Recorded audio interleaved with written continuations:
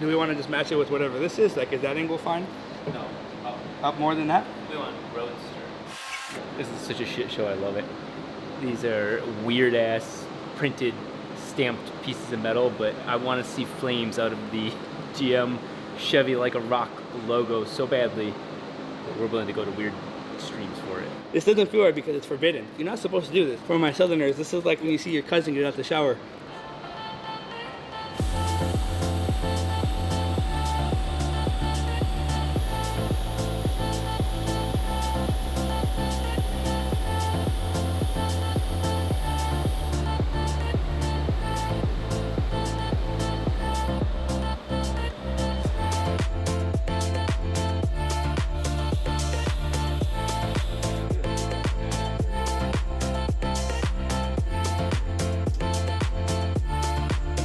You see? Yeah.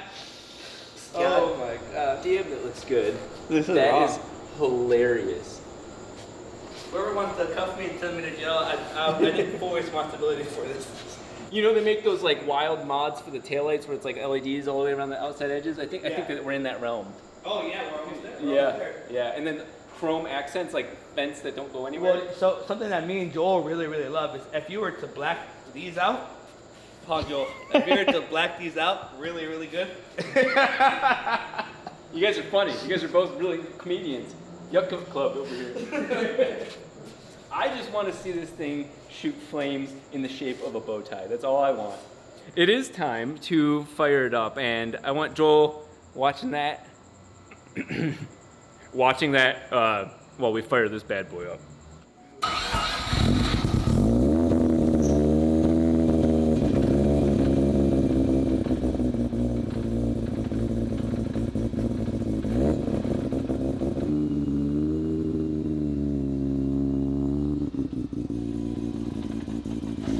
Let her warm up a little bit.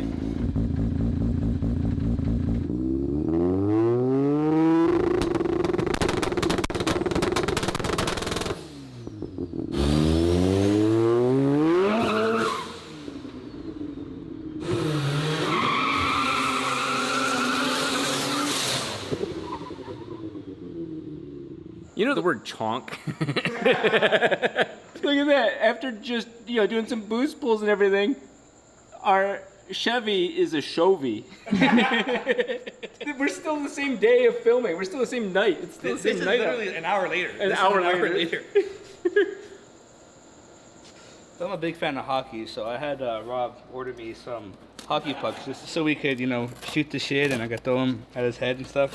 He wanted me to feel comfortable, like hockey, Red Wings, Detroit. I get it. Cultural appropriation. Oh yeah. I believe these are just pure rubber. I'm gonna drill a hole through them, and then these are gonna be our new engine mounts.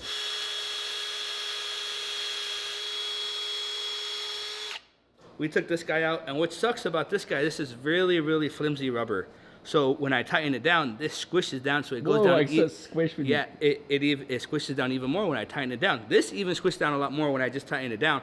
So what I did was I actually tighten it down until I got it level with what the thing was. Yeah. Which I like because you could kind of have some type of adjustability with it. The engine's been raised because of the hockey pucks, which means somehow along the line, the engine somehow drooped down. Yeah. This isn't true level. Don't show Rick this because Yeah.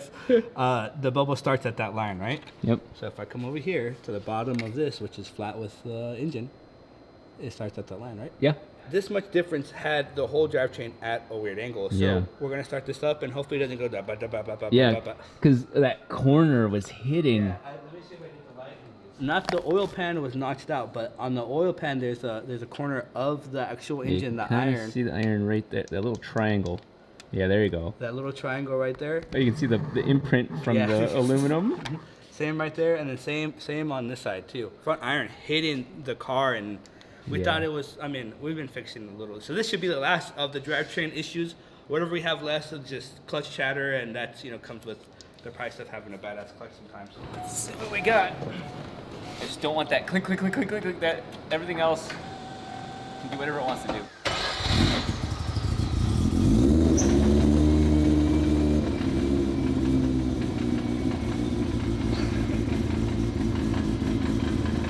That's the clutch chatter. Yeah, the clutch chatter.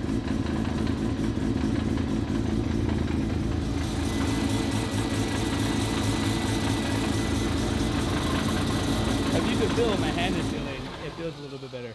Yeah, the car, my It feeling. didn't hit the harmonic reverberation. Yeah. Like it normally does. And man, that metal on metal, tink, tink, tink, tink, tink. Oh, it drove me nuts.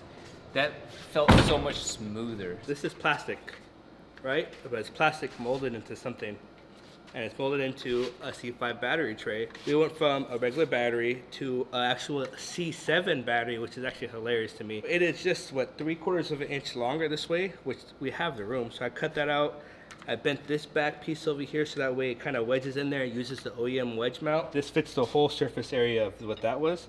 This is just a little bit bigger. So you see the way that these things hold in is right here on this side. Slaps it into place right there.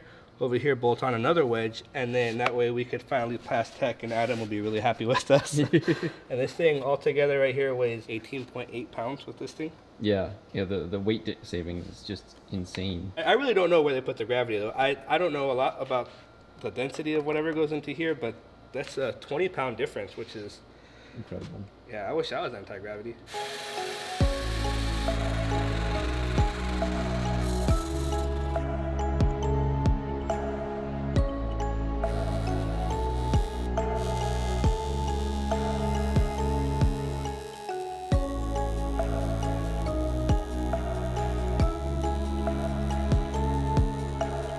Our intake air temperature is already getting kind of high. I think they're like the 120s or something like that, which isn't horrible, but we have no ducting on this car, and so we're going to go to the track with this car. So I decided to go ahead and do all the ducting. Oil temps were getting hotter before our coolant temp, so we definitely had to do something about that. So I have oil coolers on both fans now.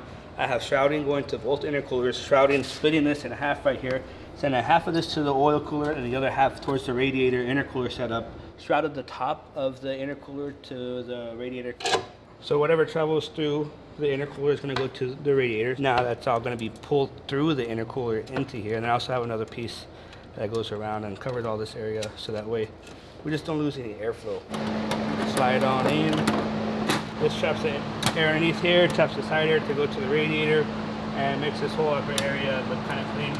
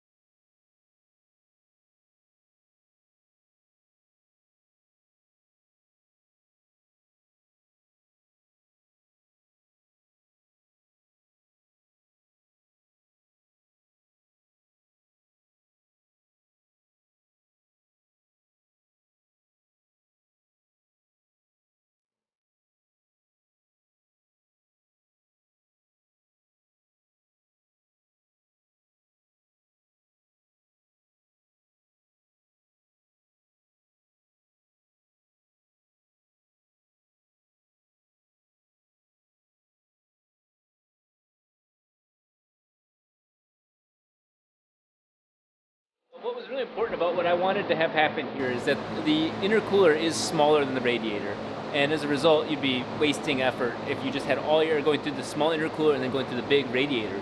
So kind of in a V-mount setup is that a lot of the air can go through the intercooler and then a little bit more can go through the radiator.